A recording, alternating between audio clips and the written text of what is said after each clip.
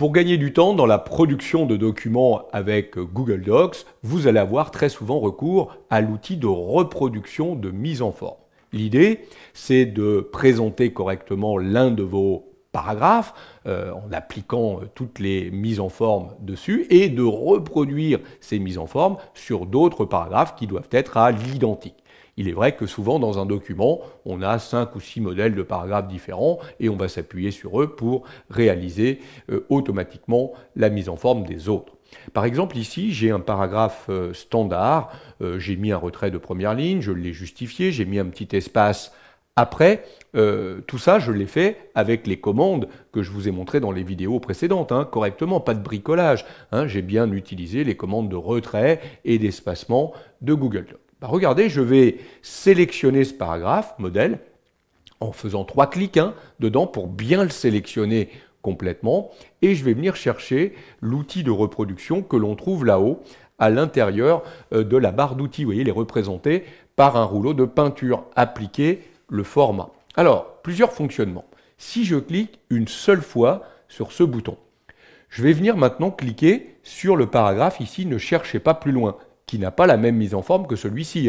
Regardez, dès que je clique dessus, immédiatement, il vient d'appliquer, de répéter la mise en forme du paragraphe actuellement. Mais je ne peux plus reproduire. En fait, en cliquant une fois et une seule sur ce bouton, vous ne reproduisez qu'une seule fois.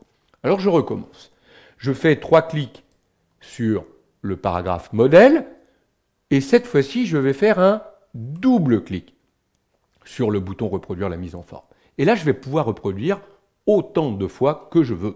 Je vais cliquer ici, puis ici, puis ici, puis ici. Vous voyez, chaque paragraphe qui doit être à l'identique. Alors vous avez vu, il me suffit de cliquer à l'intérieur du paragraphe. Je n'ai pas besoin de sélectionner.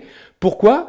Parce que là, je souhaite essentiellement reproduire des formats de paragraphes. Alors ces paragraphes-là seront différents, je le verrai tout à l'heure. On verra que quand on veut reproduire également des formats qui ne sont plus des formats de paragraphes, mais des formats de caractères, avec des polices, des couleurs de caractères, des tailles, etc.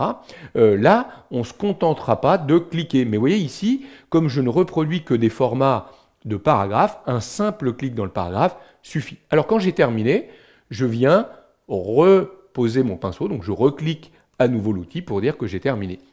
Et vous voyez, tous les paragraphes sur lesquels j'ai cliqué ont été mis en forme automatiquement.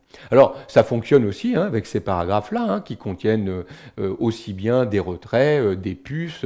Regardez, je vais resélectionner ce paragraphe, double-clic sur mon outil, vous voyez, hop, je viens immédiatement de reproduire.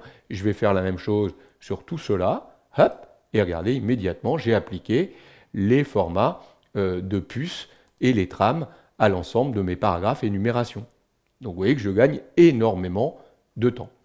Alors imaginez, je suis sur ce paragraphe, et lui, je vais lui appliquer également des formats. Je vais changer la police de caractère, je vais également augmenter la taille, je vais changer la couleur, je vais appliquer quelques espaces après le paragraphe, je vais mettre notamment 18 points, une ligne et demie, après ce paragraphe. Donc vous voyez, je viens d'appliquer aussi bien des formats de police que des formats de paragraphe. Donc regardez, si je fais 3 clics pour sélectionner ce paragraphe, je double-clique sur l'outil reproduire la mise en forme, et je viens par exemple le reproduire sur celui-ci. Si je me contente de cliquer entre deux mots, entre 1 et vendeur ici. Alors j'étais sur le 1, il a reproduit le format de paragraphe, mais regardez, il a reproduit uniquement les formats de police sur le 1.